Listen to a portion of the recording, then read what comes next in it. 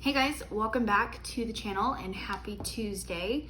So today we're going to be picking it back up where we left off the series with True Crime and Tarot, focusing on a story that I have been really invested and interested in for the longest time. I mean, my friends will always tell me that I had a true infatuation with Marilyn Monroe, who we are going to be talking about today. If this is your first time to my channel, welcome. My name is Katie, and here on Tuesdays I have a little series called True Crime and Tarot where we take a look at unsolved mysteries and crimes and we talk about them.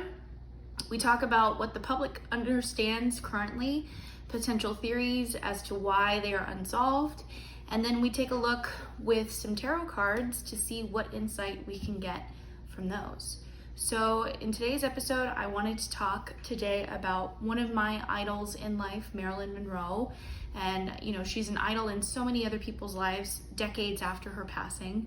And I felt that this was a really good area in which I wanted to kind of like really kick off the series, because her story is so genuine, and the way that she passed is something that is still discussed and speculated to this day.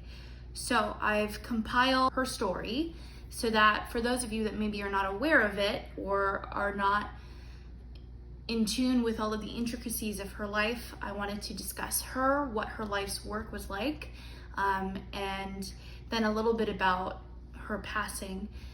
There are autopsy photos which I will not be showing. I will leave a link if people are interested in seeing them for themselves, but it is part of the theories as to her passing.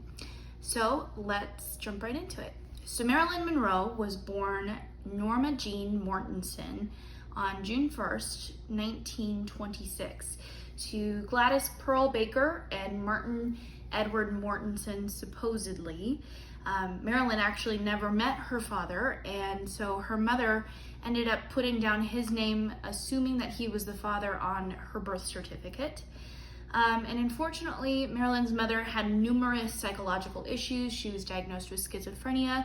And because she was in and out of so many different psychiatric mental hospitals, she was unfortunately unable to care for Norma Jean. Therefore, Norma Jean was entered into foster care for the rest of her childhood. So before she was officially sent off to the foster care, she would say that one of her fondest memories with her mother was the experience of Visit Hollywood, where she was able to meet one of her favorite actors, Clark Gable, at the time. And at that visit, she made a vow to herself that she would make it to Hollywood someday.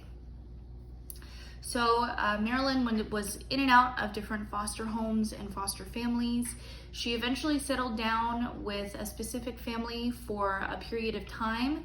However, when she turned 16 years of age, the family was looking to move out of state, and state law regulated that she was only allowed to be in foster care until she was 18 years of age, and she could not move with the family. So if she were to have been left behind, she would have gone back into foster care.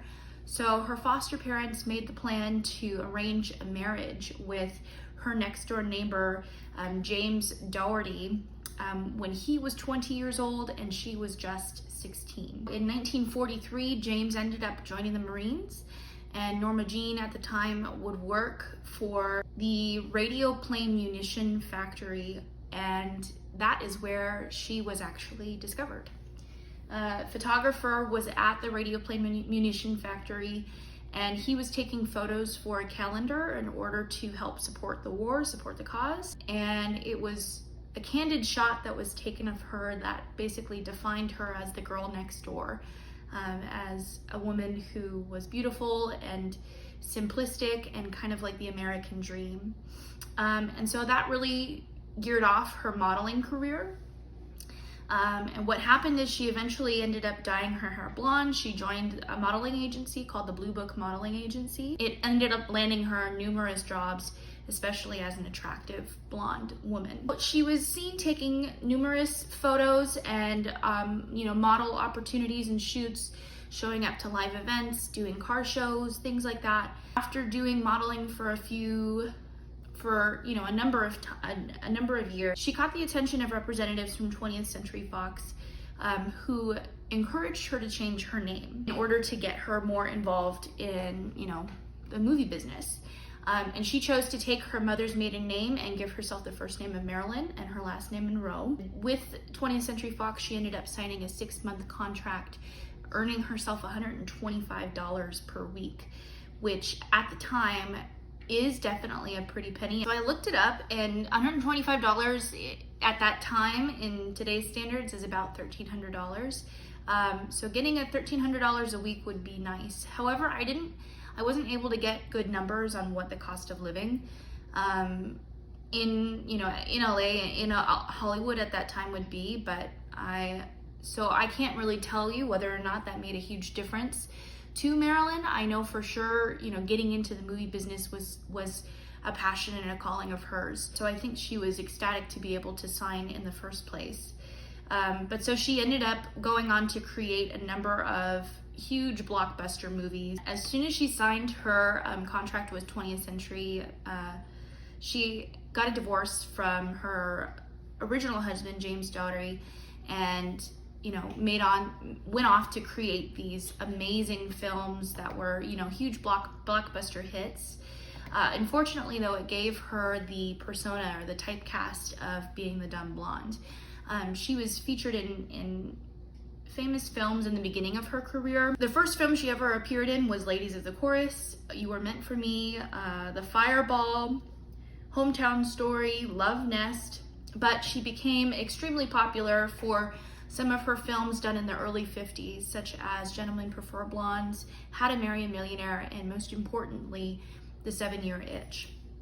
Now, at the time of filming and producing The 7-Year Itch, Marilyn was married to a famous baseball player named Joe DiMaggio, and unfortunately, he was not happy with Marilyn's image in the media. I think that he felt threatened by the affections that she was getting from other men, especially when that huge iconic photo was taken of her with the wind blowing up her skirt. So unfortunately, DiMaggio was not happy with Marilyn's portrayed image in the films, and their marriage didn't last very long because he was constantly accusing her of cheating, having an affair, and unfortunately he filed for divorce as soon after 7-Year Itch was launched, and Marilyn was crushed. And I do feel bad for DiMaggio because I think that in the end, I think that he took it the hardest. But if anything, it makes me just feel for Marilyn more than anything, because she was just doing what she felt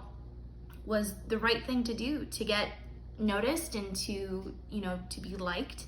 And she was very smart in that way. She understood what was needed to be done in order to be liked by the public. We'll explore that later in the reading part of this video. Shortly after the 7-Year Itch, she was getting tired of being taken as that dumb blonde role, and she wanted to be taken more seriously as an actor. So she secretly left Los Angeles with her good friend.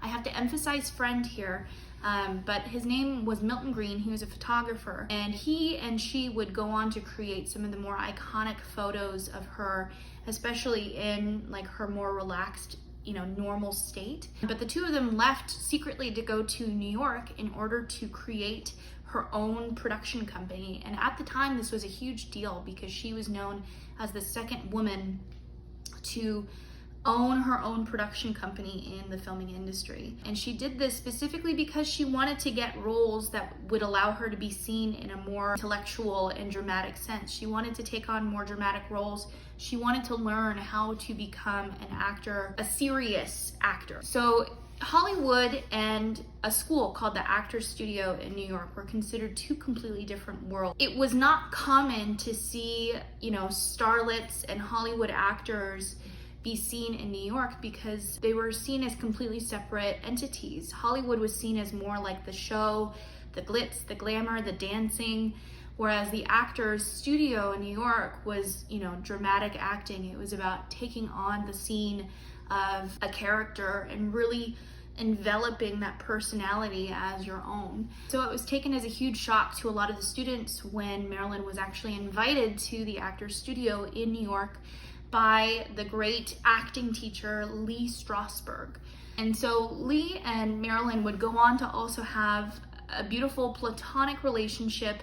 Because she didn't have a close relationship with a good father figure in her life, her photographer friend who owned the production company, Milton Green and Lee Strasberg, were noted to be two of the more influential and father-like role models for her in her life. And it was a very beautiful time for her where she felt she was able to express herself freely. She wasn't seen as Marilyn Monroe. She was able to actually walk the streets of New York without being recognized, and she could wear normal clothes. Yes, she would still have to wear sunglasses and a scarf, but she could be seen, taken seriously.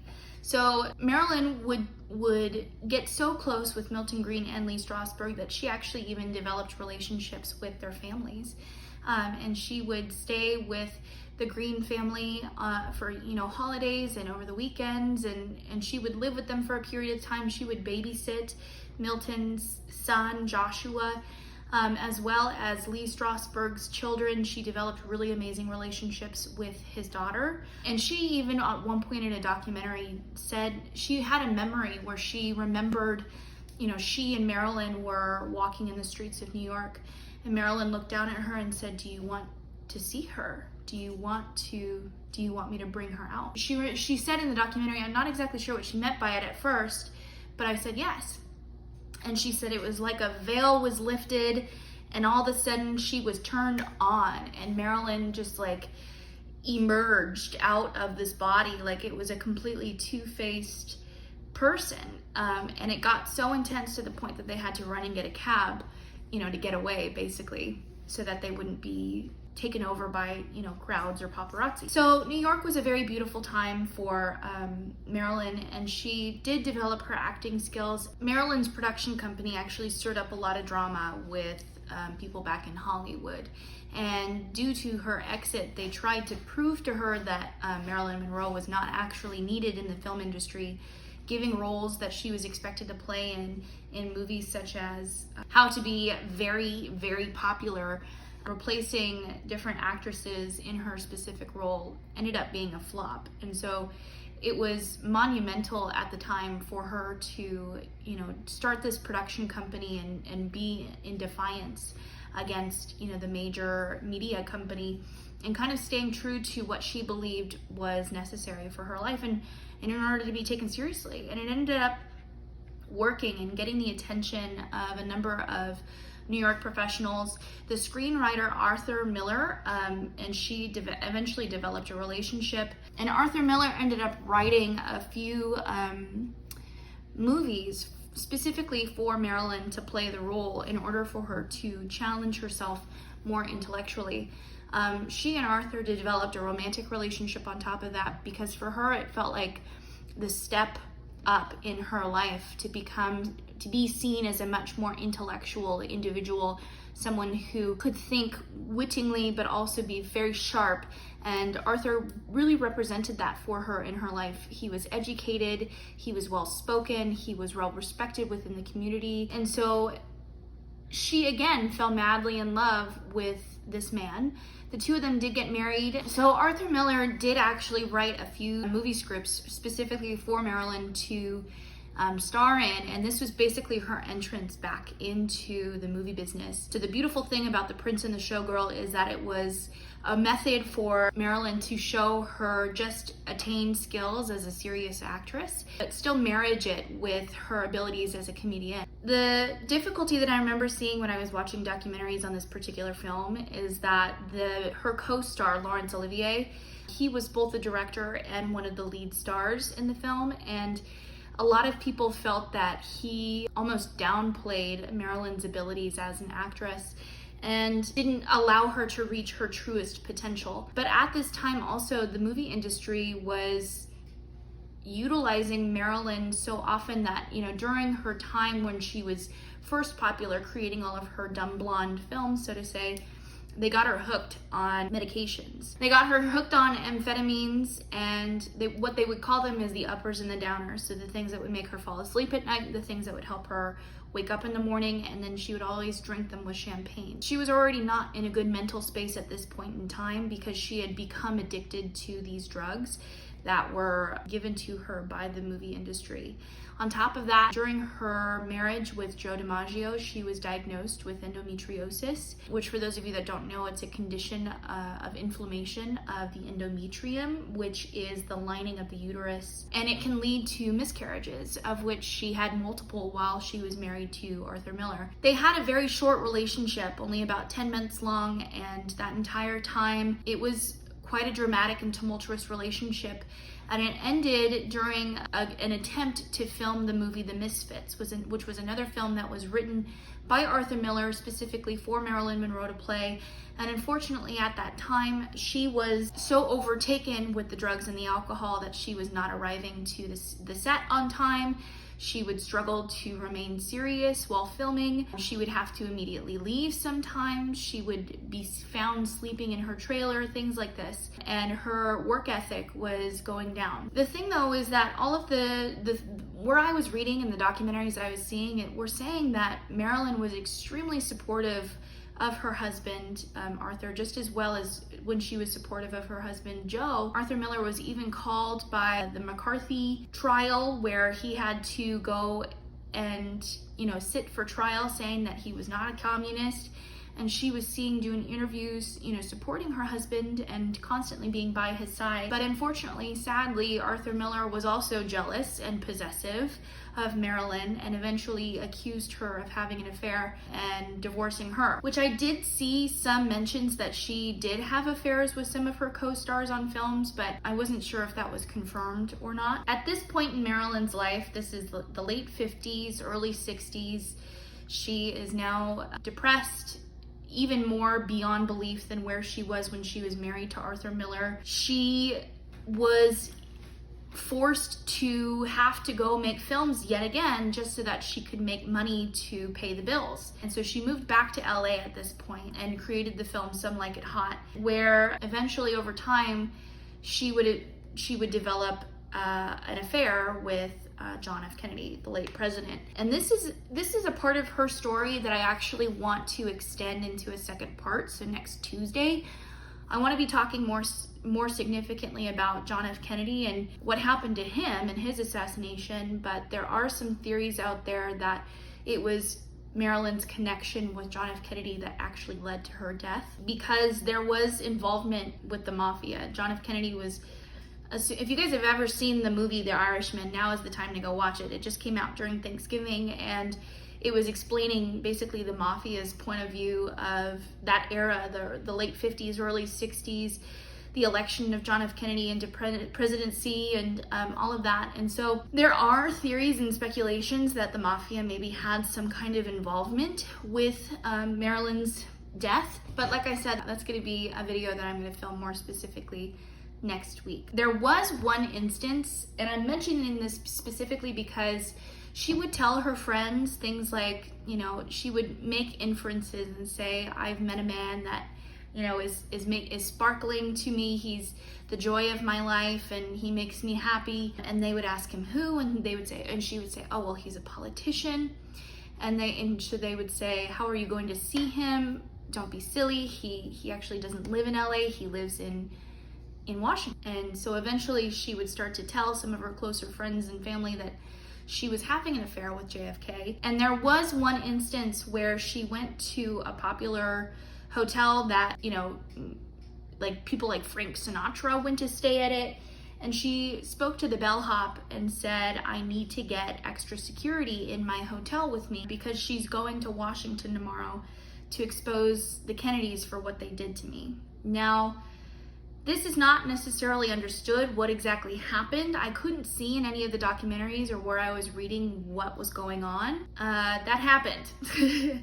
So Marilyn, at this point, this is the late 1950s, early 1960s, she was really struggling. Her drug addiction was extremely severe. She was extremely depressed, like I said.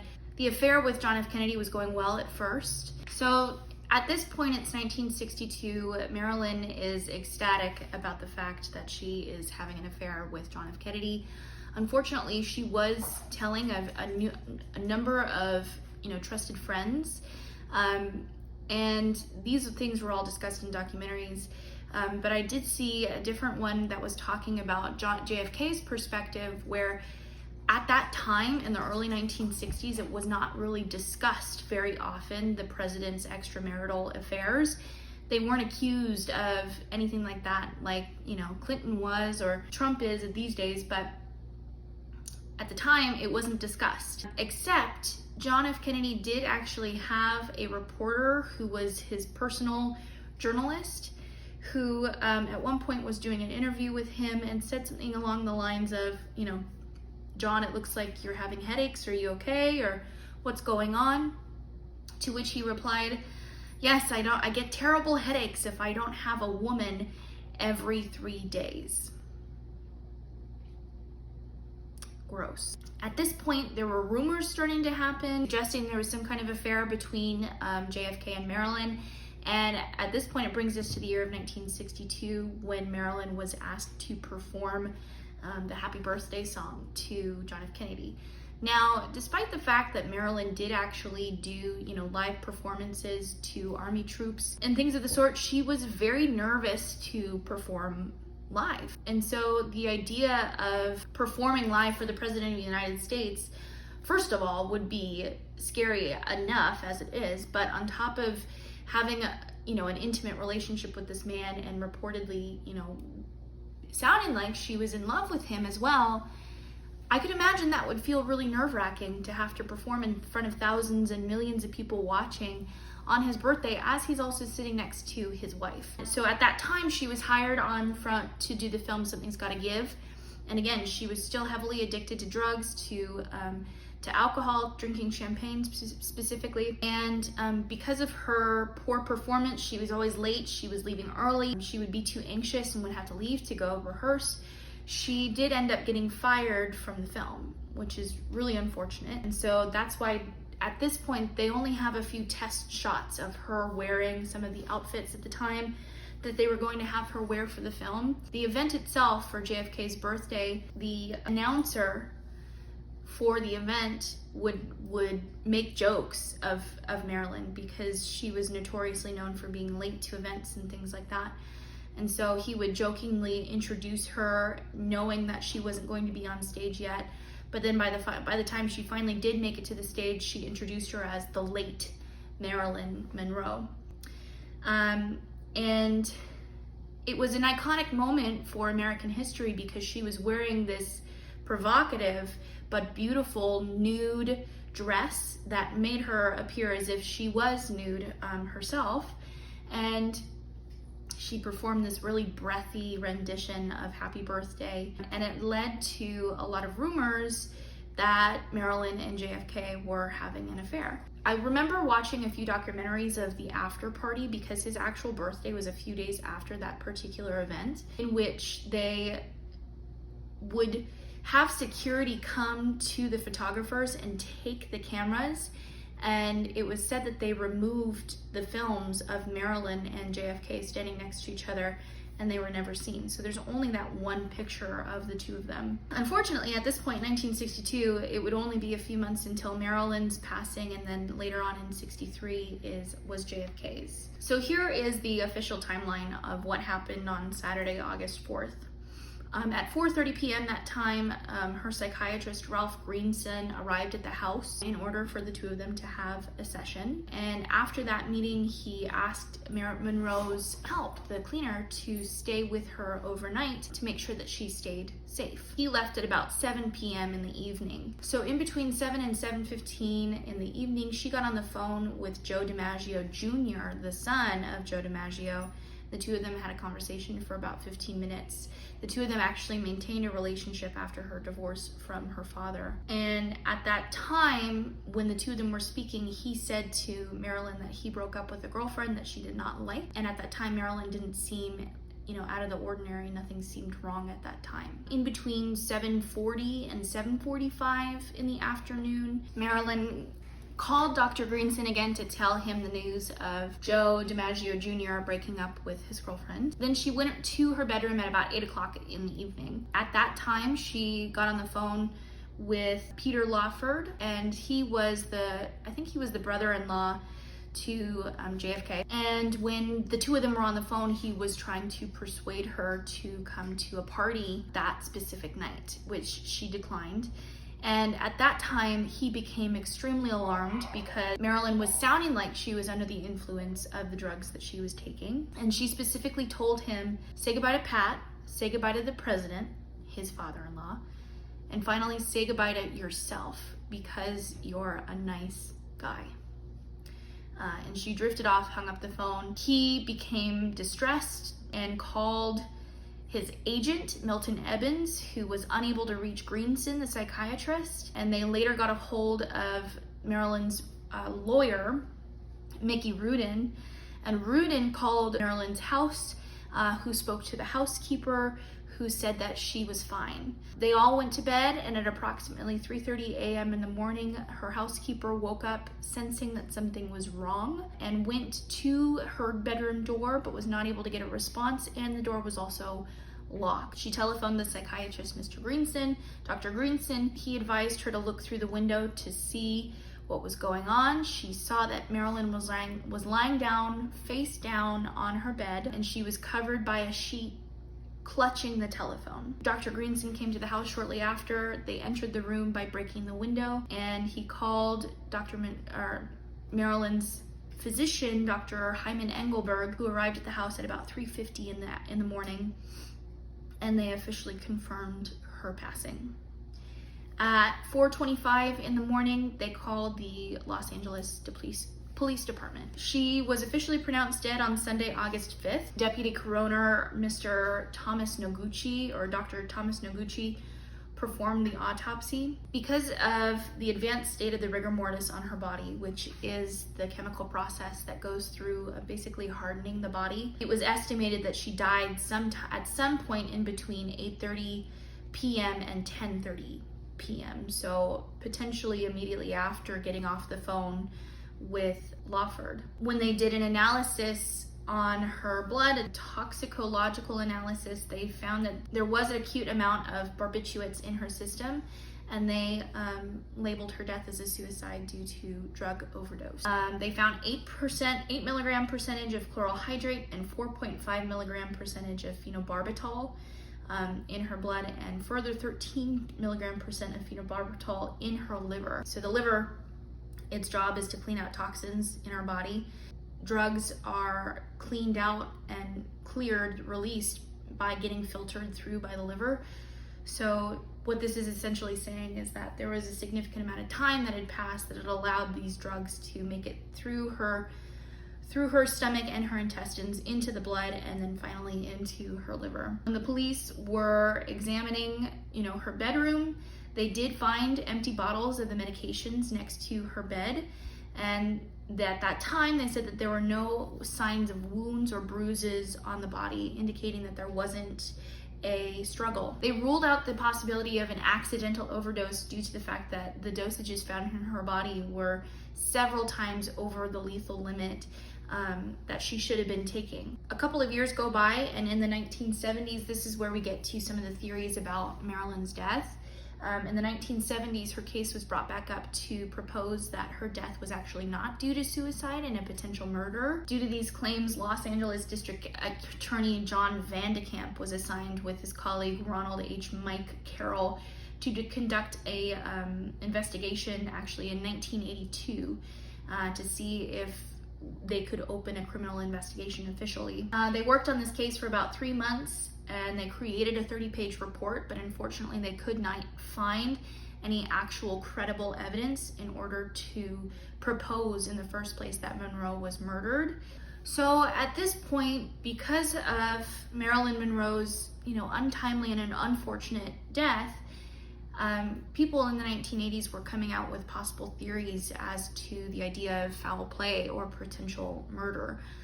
They were making claims that potentially someone could have used an enema to create an overdose in Marilyn Monroe, suggesting that because at autopsy her stomach was found empty, they should have been able to find a residue left by one of the medications that she was taking.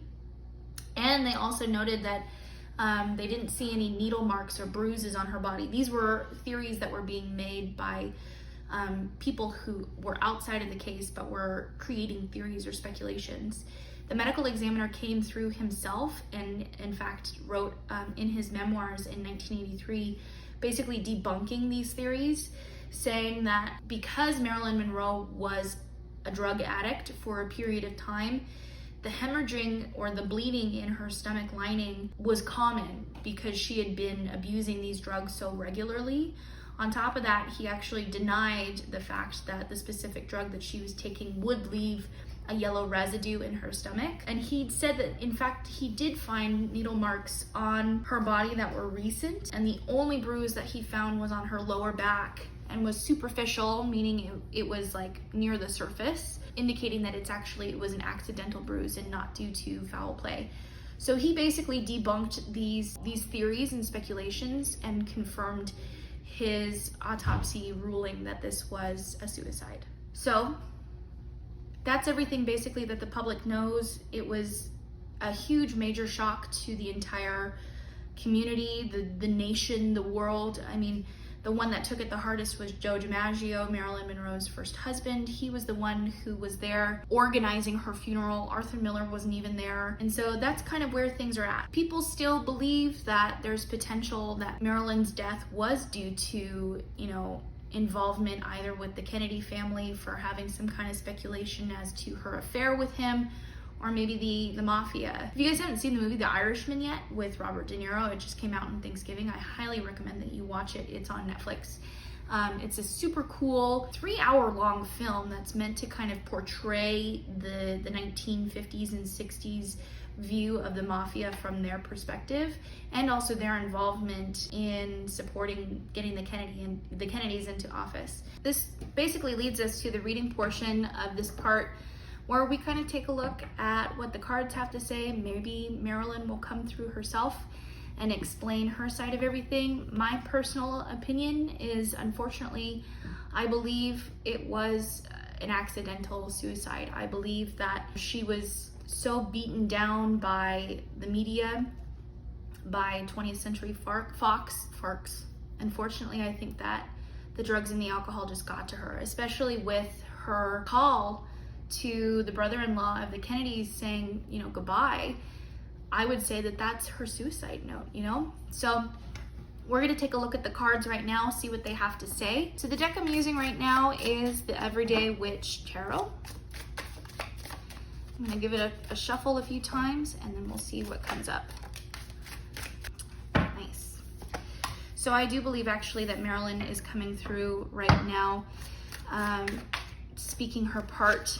We start off with Judgment, Death in the Reverse, and the Ace of Swords. So immediately the Death in the Reverse is telling me that this was an accident. This was an accidental suicide that was not meant to be done on purpose. It was a reaching out. It was a way for her to ask for help in the state that she was in when she was under the influence of all of these different substances that she was abusing. The Judgment card in the tarot represents like a rebirthing experience, a rebirthing process. So there's even potential that she's reincarnated at this point. Judgment in general is kind of like a reckoning. It's getting justice for what has happened in your life. It was about finding reconciliation with her life, finding the joy again in her life, which, I mean, what I'm trying to say is that now that she's passed on, in the spirit world, as after people pass on, one of the things that I genuinely believe in is that people are able to review their lives after they pass, and they don't immediately have to come back into the physical world. They can still have the same emotions and feelings that they did when they were alive, when they were in the physical body, but they have the opportunity to heal and to work through them on their own. And so that's what Judgment represented for her, especially pairing it with Death in the Reverse. I think that it was an accidental suicide, but it was something that she wasn't able to come to terms with for a long period of time. And that could be potentially why, I've been seeing her name and her face a lot more lately, but I know that that was why I think that that was why I was really obsessed with her when I was growing up, because even though, yes, she did maintain a presence throughout the years, I feel like there's been kind of like this reemergence of her spirit. And I think a lot of that has to do with the fact that she's really worked past the issues that she had when she was in this physical world, and she's able to come out and now speak about it. The third card that I'm seeing here is the Ace of Swords. So that's what I'm saying, is that there's victory, there's understanding of what's gone on, there's triumph. I'm not really getting the sense here that there was one particular person that had anything to do with her death. I do definitely believe that it was an accidental suicide. If I were to see anything like the Seven of Swords, I would think that. But let's go ahead and pull a few more cards. Interesting. Okay, so there's the High Priestess in the reverse, the Five of Cups in the reverse, and then finally the Six of Swords in the reverse. So I think that she and JFK actually do have a relationship in the spirit world, even though it's not like a happily ever after kind of a relationship. It's that their souls are officially tied to one another because of what has happened with one another in this physical world. I think that both of them were seeking something in their lives that they were able to fulfill with one another. Granted, I personally did not like what John F. Kennedy had to say about needing a woman every few days.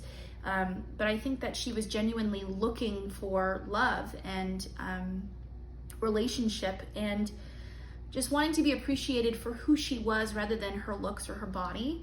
The Five of Cups in the reverse is telling me that this is something that she's particularly working on developing at this stage in her spiritual life. This is what she's still having resistance towards obtaining, which is this. The Five of Cups card in general, for me, it represents stepping away from something that is causing you grief. It's an upgrade from the Four. And so the Four of Cups in the tarot talks a lot about like boredom, discernment, like not focusing on the potential love that is there. It's focusing on the Three, which is like the drama, the heartbreak. And so the Five of Cups is taking that step away from focusing on the heartbreak and really focusing in on what you can do for yourself, focusing on your own needs. It's not quite there yet, but it's like the uphill battle. And so because I'm seeing it in the reverse, it's telling me that this is still something that she's moving through, and a lot of it does have to do with JFK and also her past relationships in general. But I think that that one in particular was just something that sealed the deal because of how dramatic and tumultuous of a relationship it was. Even if it was hidden from the general public, you know, just the speculation around it in general, and specifically because so many people are talking about it still to this day, it's not giving her the opportunity to work through the emotions and the things that she's needing to work through at this moment to move on. Basically, High Priestess in the reverse is telling me that there is basically a blockage of knowledge or information. And I think that there were things about her death that we don't know about. I really don't believe that there was foul play, but I feel like there was some kind of a conversation, something that happened that made her want to take those pills. I really do believe that there was potentially a conversation with JFK. I'm getting the idea that maybe there could have been a letter that she received from him, some kind of a ceasefire, something that was saying, you know, like, you're getting too close to something and you need to take a step back. And I think that's what I'm seeing. And I feel like it was potentially that receiving of that letter that caused her to take those pills and then get on the phone with the brother-in-law of JFK and to say her goodbyes. I feel like that was what happened, is that there was something, because it wasn't officially documented that anything happened, but I feel like there was something that had to have triggered her wanting to do so. So now I'm going to pull a couple of cards to take a look at what her relationship was with JFK and like how she really felt about him, what the deal is there. I do sense overall, and also just based off of the patterns with her other relationships in general, she just wanted that relation. She just wanted someone to love and appreciate her. Strength in the reverse, King of Wands, Page of Pentacles. I don't know what sign JFK is. I know that Marilyn Monroe is a Gemini. I do see the King of Wands representing him. Wands is a fire element, so it represents signs Sagittarius, Leo, and Aries. And the King, I mean, couldn't be any more obvious. King is a leader, so president. I think that he held a significant amount of power over her, especially with the strength in the reverse. And he was doing so by kind of like holding her on a string, playing her along here with the Page of Pentacles. Page of Pentacles is making a move, but taking your time to do so. Being simplistic and like not wanting to take any risks. And it sounds like he might have had a lot of money of some kind invested into this. The Pentacles are a symbol for finances, money, a career. I think more than anything, you know, he was wanting to still maintain that image of being that diplomatic leader, but he was kind of like getting off on the fact that he like had control over, at the time, you know, the most beautiful woman alive, you know, someone as iconic as Marilyn Monroe. I think that he was just enjoying having that sense of control, and that sense of like mind control came to word.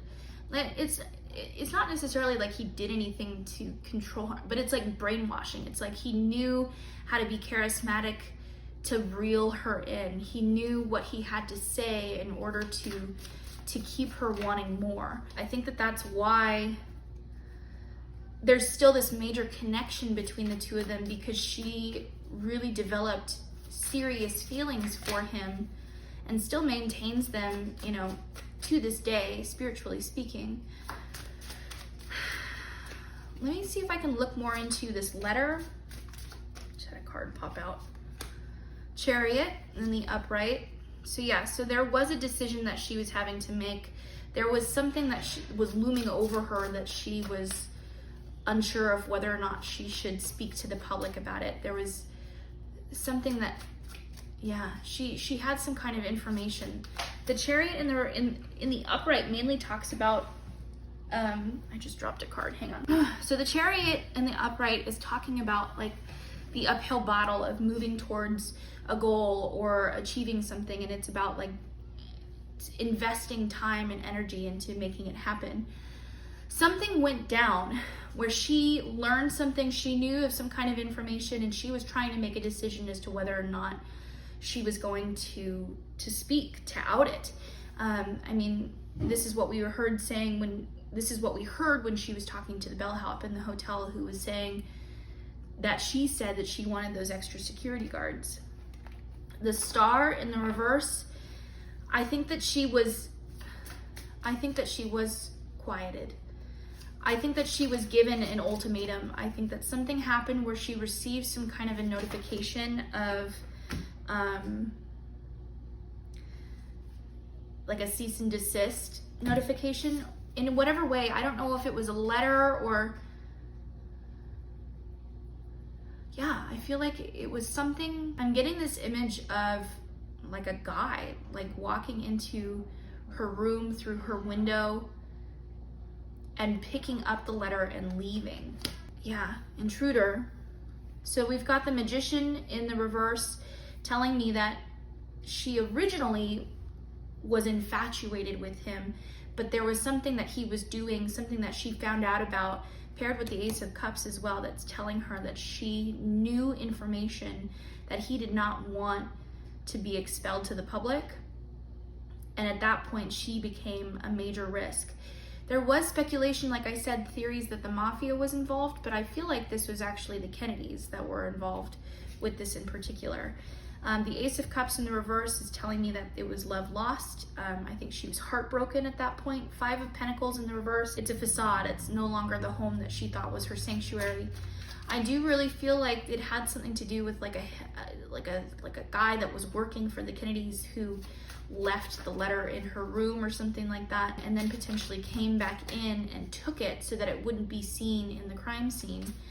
I don't think that he had anything to do with her death. I think specifically it was just meant to be a warning, and then after the fact, they probably would have taken further action if she decided to speak out further. But they didn't want to have any kind of connection to her death because they knew that people would be investigating it because of her popularity as a starlet. Yeah, again, Seven of Pentacles. She was sitting on something. She was sitting on some kind of knowledge that when it would surface, it would have completely transformed her image. Because she was known as the dumb blonde, but this knowledge, if she were to have outed it, and if she were to have gotten the support of people to keep her safe, it would have made her a major political figure in history. Not that she would have become a politician or anything, but she would have had a significant part in outing some kind of scheme or deed or something that was going on politically that was meant to ensure, I believe, the Kennedys' presence in politics. It was something that was threatening the family's legacy, and it was going to transform her image, her career for the rest of her life if she were to have moved forward with it. But I think, unfortunately, because of her major depression, because of everything else that was going on in her life, I don't think that she was willing to. She was willing to fight for it, but it didn't work the way that she was going to, because her body shut down. Let me just pull 3 more cards. Yeah, there is someone else in this story, someone at play, someone that was trying to shut down the rumors. King of Swords, there's another man involved in this story who influenced her, someone who was playing mind games. I feel like JFK was a little bit of the puppet in this sense, because him having that fire energy, I have to look it up. Oh, he's also a Gemini too. That's interesting. So both he and Marilyn Monroe are both Geminis, but I think more than anything, he portrays this sense of charisma, which is what we see when we see the wands. It's the idea of charisma, creativity, the ability to kind of capture people's attention and be very mesmerizing, like a candle flame. Whereas the King of Swords, this is someone who was kind of the behind the scenes controller of everything that was going on in JFK's image. He was the puppet, and this person was the puppeteer. He was the person that made the call that Marilyn's got to go. With the 8 of Cups, there was some kind of threat that was made by this person trying to persuade Marilyn to leave this relationship. 8 of Cups is about leaving an emotional relationship or something that's no longer serving you. 5 of Swords in the reverse is a way to negate drama. It's the drama card, it's the gossip card.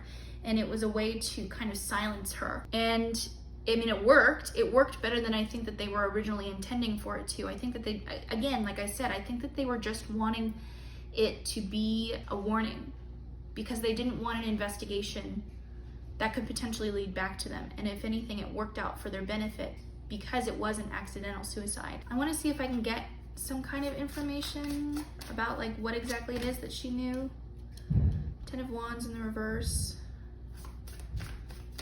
The collapse of something, the collapse of a country or an empire or something leading to the war, or I don't know. This is where I'm stumped. She knew something about JFK that would have ruined his reputation. And it was more than just extramarital affairs. I think it had something to do with, honestly, I got sexual orientation. I got this image in my head that he liked men and women. And it was as if she knew something like that. But also I got this image in my head of knowing some kind of information having to do with a war, or it's more than one thing that she knew. I don't know. I would say this is officially where I'm stumped, but I'm going to pull one more card and see what we get, and we can discuss this further in the live if you guys are interested in doing that. I think I'm going to try to do a live tonight on Tuesday, but it is Christmas Eve, right? So I might have to push it off to Thursday. I will let you guys know in the community post what I decide to do. 7 of Cups. Yeah, she knew more than one piece of information that would have debilitated his career. And I think it had to do with a lot of different things. I think it had to do something with his sexual orientation, which is weird, something to do with a war, but a lot of other things as well. I think specific plans, specific political plans that were meant to be put in place to kind of secure the Kennedys' presence within the politics. And I think also it has to do, and this is exactly why I want to be doing a reading into JFK and the whole Kennedy family in general. I think that there was a lot of things that were going on behind the scenes that the general public wasn't aware of, that she wanted to bring to light. And if anything, this accidental suicide just kind of worked out in the Kennedy party's favor. So that's where I'm gonna leave it. Let me know what you guys think in the comments below. Make sure to join me later on for the live, whether it's gonna be tonight, Tuesday, or Thursday night. And that'll do it. So thanks you guys so much for watching. If you're interested in seeing more of these, make sure to subscribe to the channel and check out my related videos below. I have tarot videos, pick a card tarot videos, and also more videos like about me and my life, that kind of a thing. So thanks again, you guys, for watching. I will see you in the next one. Take care.